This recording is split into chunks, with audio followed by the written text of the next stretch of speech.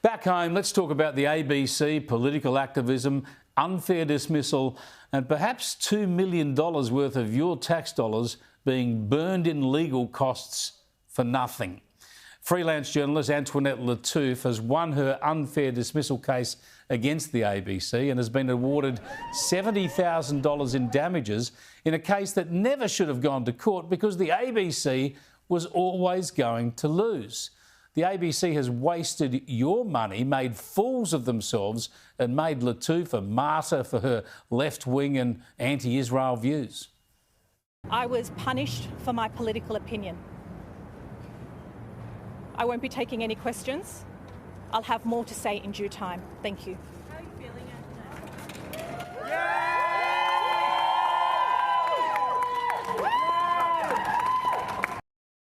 Yeah, I bet she'll have more to say, and so she should.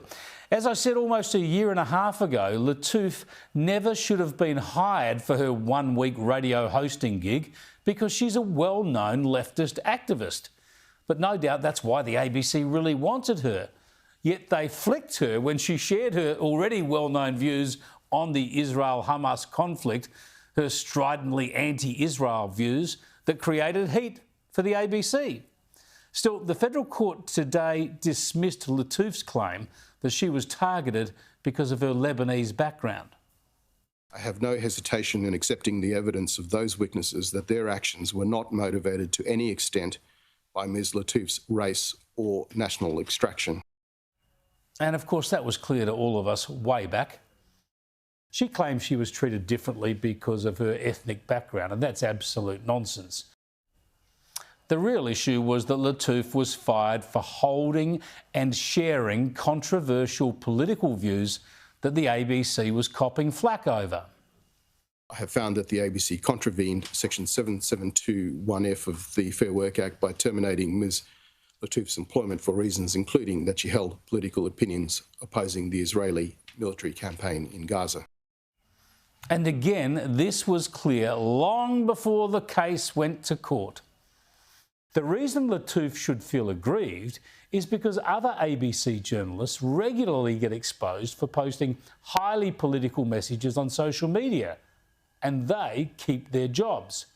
Laura Tingle famously accused Scott Morrison of ideological bastardry. Barry Cassidy just as famously said the Trump nightmare was over, but of course it turned out that he was completely wrong anyway. Now, I know Lattouf and usually disagree with her on political issues. I used to have her on as a panellist on shows at this station because I like to have the contest of ideas.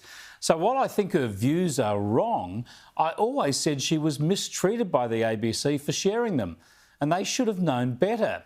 And the real point about this being so clear for so long is why the ABC wasted so much of our money and their reputation fighting this thing in court.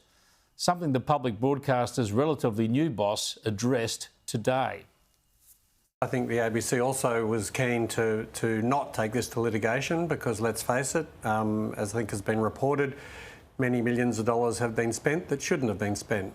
I think it just got to a stage from where I can see it where probably the case was unable to be settled just by sheer time and affluction of time. And it would have been ideal if this didn't go to court and there wasn't this noise about a matter that, on the scheme of things compared to what else is happening in the world at the moment, we need to reflect of the importance of this. And so it would have been better if it didn't settle, but we weren't able to get to that outcome. No real explanation there, was there? I mean, the point is we all know what goes on here. It's not their money, so they don't mind wasting it. The ABC rejected an offer last July to settle the case for $85,000, instead blowing over $1 million in taxpayer money to discredit itself. Just a shocker. And what about the lessons when it comes to editorial independence and objectivity at the ABC? It all seems pretty confused. Are its journalists supposed to be impartial or not? I think before I go on to important principles of independence, of course, the way in which the ABC need to act in terms of balance and fairness in its reporting, which are fundamental obligations of the ABC.